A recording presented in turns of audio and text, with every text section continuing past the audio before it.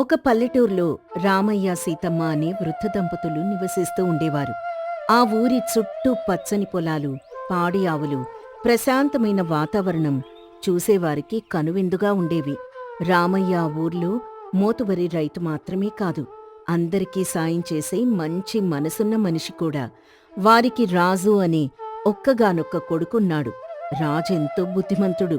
రాజుకి ఇటీవలే పక్కూర్లో ఉన్న గౌరీ అనే అమ్మాయితో ఎంతో ఘనంగా వివాహం జరిగింది. ఒకరోజు ఇంట్లో రామయ్య తన ప్రాణ స్నేహితుడైన వెంకట్రమణతో ఇలా అంటాడు. ఏమయ్యా వెంకట్రమణ, పనులేలా సాగుతున్నాయి? ఆకాశం చూస్తుంటే బాగా నల్లబడింది. వర్షాలు పడే సూచనలు బలంగా కనిపిస్తున్నాయి. పొలంలో పనులన్నీ పూర్తయ్యాయా? అంతా దేవుడిదయ్య రామయ్య. వ్యవసాయం బాగానే సాగుతోంది. మొన్ననే కలుపు తీసే పని కూడా పూర్తయింది. వర్షం పడితే పైరుకెంతో మంచిది. అన్నట్టు నీ కోడలు గౌరెలా ఉంది? ఊర్లో విన్నాను, ఆ అమ్మాయికి కొంచెం లోకజ్ఞానం తక్కువని, మరీ అమాయకురాలని అందరూ గుసగుసలాడుకుంటున్నారు. వ్యవహారం అంతా సవ్యంగానే ఉందా? సీతమ్మ లోపల్నుంచి అక్కడికొస్తూ, అలా అనకండన్నయ్యా, మా కోడలు పసిడి లాంటిది, బంగారం లాంటి మనసున్న పిల్ల. కొంచెం అమాయకురాలంతే. మొన్నటిదాకా పూల మొక్కలకు క్రమం తప్పకుండా నీళ్లు పోసింది. ఇంకో రోజు బట్టలుతకడానికి బట్టల్ని కుంకుడుకాయ రసంలో నానబెట్టి తెగ ఉతికేసింది. పాలు తోడుపెట్టమంటే వేడి పాలల్లో నిమ్మకాయ పిండింది. ఇలా ఎన్ని చేసినా తన మనసులో ఎలాంటి కల్మషం లేదు. మా మీద ఎంతో భక్తి శ్రద్ధలు చూపిస్తుంది. అప్పుడే పొరిగింటావిడైన పార్వతి వాళ్ళ మాటలు విని వాకిట్లోకొస్తూ, అవును సీతమ్మ, నువ్వు చెప్పింది అక్షరాలా నిజం. మొన్న మా ఇంటికొచ్చినప్పుడు ఎండలో నడిచొచ్చింది కదా అని చల్లటి మజ్జిగడిగితే అందులో ఉప్పుకు బదులు 4 చెంచాల పంచదార వేసి తెచ్చింది. తీపి మజ్జిగ తాగి నేను ఆశ్చర్యపోయినా ఆ పిల్ల చిరునవ్వు చూస్తే కోపం కూడా రాలేదు. ఆమెలో ఏదో తెలియని ఆకర్షణుంది. అవునత్తయ్యా, తను చేసే పనులు చూస్తే ప్రతిరోజూ నాకు నవ్వొస్తుంది.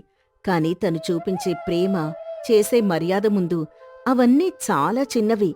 ఏ ఇల్లాల్లోనైనా కాస్త అమాయకత్వం ఉంటేనే ఇల్లెప్పుడూ నవ్వులతో నిండుంటుంది. మేం చాలా సంతోషంగా ఉన్నాం. అలా వాళ్లు కబుర్లు చెప్పుకుంటూ ఉండగానే ఇంతలో వాతావరణం బాగా చల్లబడింది. నల్లటి మేఘాల ఆకాశాన్ని పూర్తిగా కమ్మేశాయి. చల్లటి గాలికి చెట్ల ఆకులు రెపరెపలాడుతున్నాయి. సన్నటి వాన చెనుకులు టపటపమని నేలమీద పట్టం మొదలవుతుంది. తొలకరి వాన పడగానే వచ్చి కమ్మటి మట్టి వాసన ఊరంతా వ్యాపించింది. అందరూ చలికి ముడుచుకుంటూ అరుగుమీద పీటలు వేసుకుని కూర్చున్నారు. ఆహా! ఈ చల్లటి గాలికి, ఆ మట్టి వాసనకి ఏవైనా వేడివేడిగా తినాలనిపిస్తోంది సీత. వాన పడుతున్నప్పుడు కడుపులో ఎప్పుడూ ఏదో ఒక కోరిక పుడుతూనే ఉంటుంది. ఏవైనా వండుతావా? అవును రామయ్య, ఈ వాతావరణానికి వేడివేడి మిరపకాయ బజ్జీలు గాని, లేదా కరకరలాడే మినపగారెలు గాని ఉంటే భలే రుచిగా ఉంటాయి. గారెలు తిని చాలా కాలం అయిపోయినట్టుంది. నాకు గారెలు తినాలనుందమ్మా. పండగ రోజు నువ్వు చేసిన గారెల రుచి ఇంకా నా నాలుక మీదే ఉంది. ఈ రోజు నువ్వు ఎలాగైనా గారెలు చేయాలి. నూనెలో వేగిన గారెల వాసన ఇల్లంతా రావాలి. గౌరీ లోపల్నుంచి ఉత్సాహంగా వస్తూ, అత్తయ్యగారు, మావయ్యగారు, మీరస్సలు శ్రమ పడకండి. ఈరోజు గారెలు నేనే స్వయంగా నా చేతులతో చేసి మీకు వడ్డిస్తాను. మీరు ప్రశాంతంగా కూర్చొని వానం చూస్తూ కబుర్లు చెప్పుకోండి. వద్దమ్మా గౌరీ, నీకెందుకు శ్రమ? పొయ్యి దగ్గర వేడి తగిలితే తట్టుకోలేవు. నేనే చేస్తాన్లే. అసలు నీకు గారెలు చేయడం వచ్చా? పుట్టింట్లో నీ చేత్తో ఎప్పుడైనా గరిటె పట్టుకుని నూనె వంటకాలు చేశావా? నాకంతా వచ్చత్తయ్యా. మీరు నా మీద నమ్మకం ఉంచండి. పుట్టింట్లో వంటలన్నీ నేను గమనిస్తూనే ఉండేదాన్ని. మీరెప్పుడూ రుచి చూడని అద్భుతమైన గారెలు చేసి తీసుకొస్తాను. నేను వెంటనే వెళ్ళి అన్నీ సిద్ధం చేస్తాను. నా వంటతో ఈరోజు అందర్నీ ఆశ్చర్యపరుస్తాను అనుకుంటూ ఉత్సాహంగా వంటగదిలోకెళ్ళింది గౌరీ. గౌరీకి గారెలెలా చేయాలో అసలేమాత్రం తెలియదు. పుట్టింట్లో ఎప్పుడూ వంటగది వైపు తొంగి కూడా చూడలేదు. ఎవరైనా వండుతుంటే శ్రద్ధగా గమనించలేదు. ఎలాగైనా సరే అందరికీ అద్భుతమైన గారెలు చేసి మెప్పించాలని ఆమెలో పట్టుదల పెరిగింది. పక్కనే ఉన్న కాంతమ్మ బామ్మ అద్భుతంగా వంటలు చేస్తుందని గుర్తొచ్చి ఆమె దగ్గరికి పరుగు తీస్తుంది. బామ్మా! ఏమిటే గౌరీ, అలా ఆపసూపాలు పడుతూ పరుగు పరుగున వచ్చావు? ఏమైనా ఆపదొచ్చిందా? అంతా కులాసయ్యేనా? మీ అత్తగారు మావుగారు అంతా బావున్నారా? అందరూ కులాసాని బామ్మ. ఎవ్వరికీ ఏ ఆపదా లేదు. వాన పడుతోందని మా ఇంట్లో వాళ్ళు గారెలు అడిగారు. నేనే నాకేదో వచ్చినట్టు చేస్తా అని గొప్పలిపోయాను. కాని తీరా వంటగదిలోకెళ్ళాక అర్థమైంది నాకు గారెలు చేయడం రాదని. దయచేసి ఎలా చేయాలో కాస్త వివరంగా చెప్తావా? నీ చేతి వంటంటే ఊరంతటికీ ప్రాణం కదా. నీ పద్ధతి పాటిస్తే గారెలు ఖచ్చితంగా బాగా వస్తాయి. ఓసి పిచ్చిదానా, అంతే కదా, దీనికింత కంగారు పడాలా? గారెలు చేయడం చాలా సులభమే, పెద్ద బ్రహ్మ విద్యేం కాదు. జాగ్రత్తగా విను. మొదట మినప్పప్పు బియ్యం తీసుకొని మరపట్టించాలి. అప్పుడు బయట్నుండి పార్వతి కాంతమ్మను గట్టిగా పిలుస్తూ, కాంతమ్మత్తా, ఒకసారి త్వరగా ఇలా రావా? ఈ ఆవుదూడ కట్టుతాడు తెంచుకొని పరిగెత్తుకెళ్ళిపోతోంది. కాస్త పట్టుకోడానికి సాయం చేయవా? ఇదిగోనే వస్తున్నా. ఉండు గౌరీ, నేనా దూడని కట్టేసొచ్చేస్తాను. ఎక్కడికైనా పారిపోతే మళ్ళీ దొరకదు. అలా కాంతమ్మ పిండి మరపట్టించాలి అని మాత్రమే చెప్పింది. సగం మాటలే విన్న గౌరీ తన అమాయకత్వంతో, ఓహో, గారెలు చేయాలంటే పప్పుని మరపట్టించాలన్నమాట అని అనుకుని వెంటనే అక్కడ్నించి పరుగుతీసి ఇంట్లో ఉన్న బియ్యం మినపప్పు తీసుకుని వీధి చివర సుబ్బయ్య నడిపే పిండి మర దగ్గరికి వెళ్తుంది. సుబ్బయ్యన్నా, దయచేసి పప్పును త్వరగా పిండాడించివ్వు. ఇంట్లో అందరూ గారెల కోసం ఆకలితో ఎదురుచూస్తున్నారు. వాన పడుతోంది కదా, త్వరగా వెళ్ళాలి. ఏంటమ్మా గౌరీ, నాకు మతిపోయిందా లేక నీకు మతిపోయిందా? గారెలు చేయడానికి పప్పుని నీళ్లలో నానబెట్టి రుబ్బురోల్లో వేసి మెత్తగా రుబ్బాలి, కాని ఇలా ఎండిన పప్పుని తీసుకొచ్చి పిండి మరలో వేస్తే పొడైపోతుంది కదా. పొడి పిండితో గారెలెవరైనా చేస్తారా తల్లి? నువ్వేం మాట్లాడకన్నా.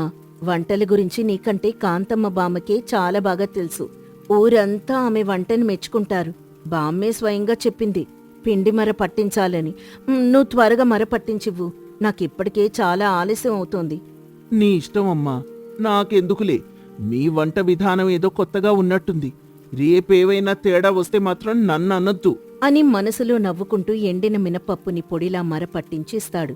ఆ పొడి పిండిని తీసుకుని ఇంటికొచ్చిన గౌరికి వంటగదిలో దాన్ని చూసేసరికి మతిపోయింది.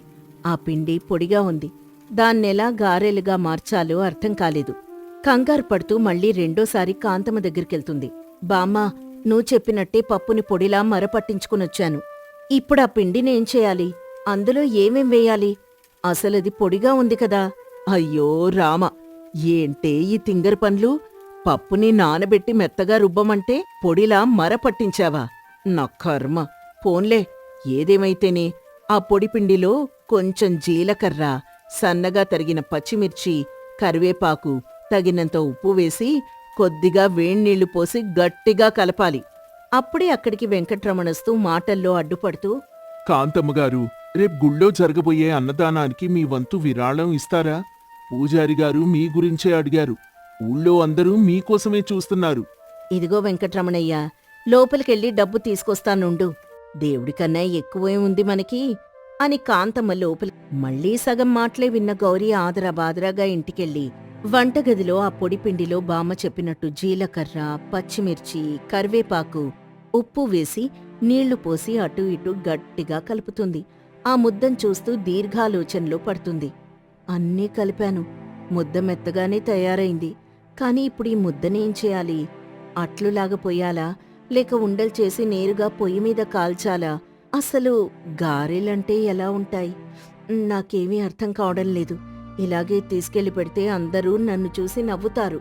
అలా అనుకుని అత్తగారు మావగారు ఎదుట తన పరువు పోతుందన్న భయంతో ఈసారి ఎట్టి పరిస్థితుల్లోనూ వంట పూర్తి చేయాలన్న పట్టుదలతో మళ్లీ మూడోసారి కాంతం ఇంటికెళ్తుంది గౌరీ. బామ్మా, నన్ను క్షమించు. నువ్వు చెప్పినట్టే అన్నీ కలిపి ముద్ద చేశాను. కాని దాన్ని నూనెలో ఎలా వేయాలో తెలియడం లేదు. దయచేసి నన్ను కోపగించుకోకు. ఈసారి మొత్తం నేర్చుకునే వెళ్తాను. ఓసి మహాతల్లి, నీ తింగర్ పనులు చూస్తుంటే నాకు నవ్వాలో ఏడవాలో అర్థం కావడం లేదు. నువ్వొచ్చినప్పుడల్లా సగం మాటలు విని పారిపోతున్నావు. నేను పూర్తి చేసేదాకా నీకేమాత్రం ఓపిక లేదు. ఇలారా, ఇక్కడ నా పక్కన కూర్చో. నేను మొత్తం వంట విధానం చెప్పేదాకా ఇక్కడ్నించి ఒక్కడుగు కూడా కదలద్దు. తప్పైపోయింది బామ్మా. నా తొందరపాటు వల్ల నీకు మాటిమాటికి చికాకు తెప్పించాను. ఈసారి పూర్తిగా విన్నాకే వెళ్తాను. నా వల్ల మా ఇంట్లో వాళ్ళు ఆకలితో ఉన్నారు. సరే, జాగ్రత్తగా విను. నువ్వు కలిపిన ఆ పిండి ముద్ద నుంచి చిన్న చిన్న నిమ్మకాయంత ముద్దలు తీసుకోవాలి. పొయ్యి మీద ఒక పెద్ద ఇత్తడి మూకుడు పెట్టి అందులో సగం వరకు స్వచ్ఛమైన నూనె పోసి వేడి చెయ్యాలి.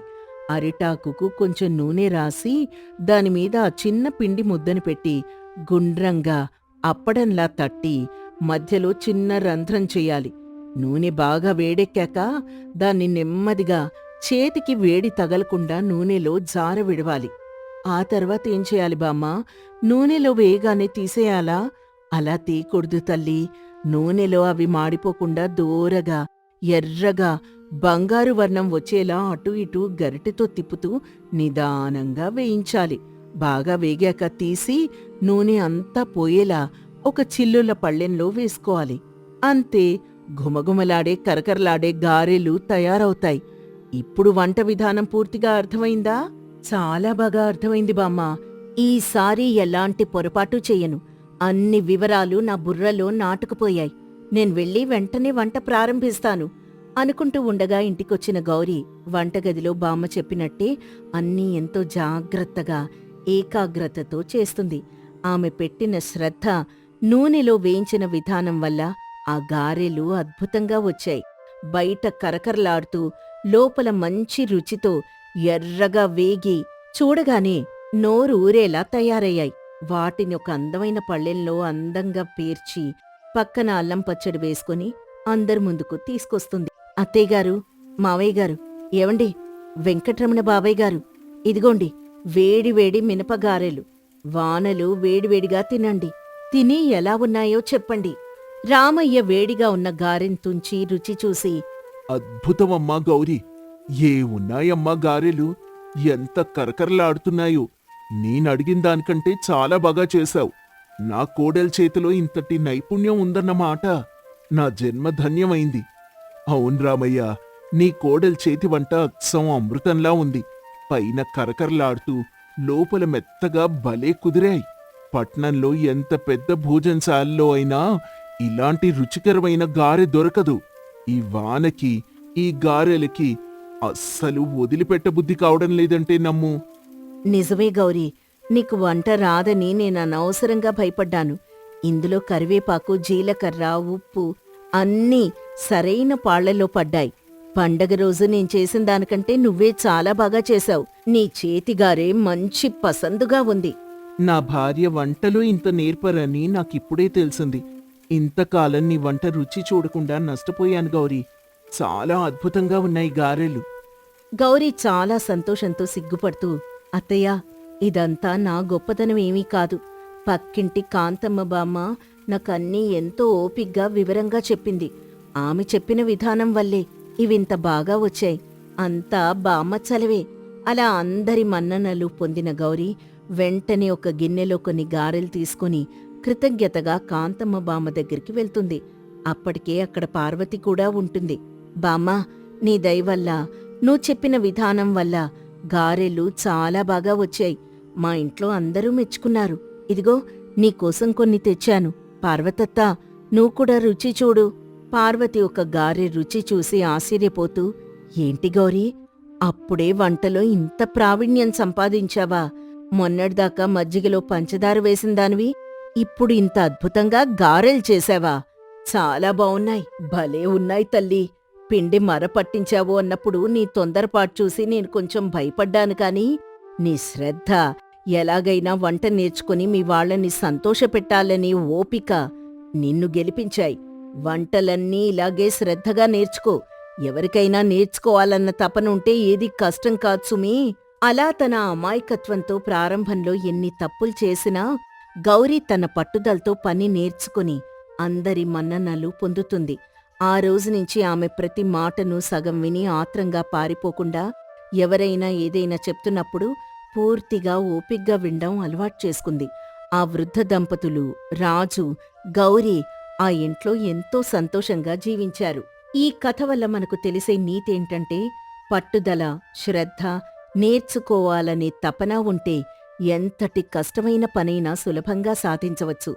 అలాగే ఏ పనైనా చేసే ముందు పెద్దల మాటల్ని సగం వినడం వల్ల అనర్థాలు జరుగుతాయి. పూర్తిగా వినడం వల్ల పని సులువు కావడమే కాకుండా ఎప్పుడూ మంచి జరుగుతుంది.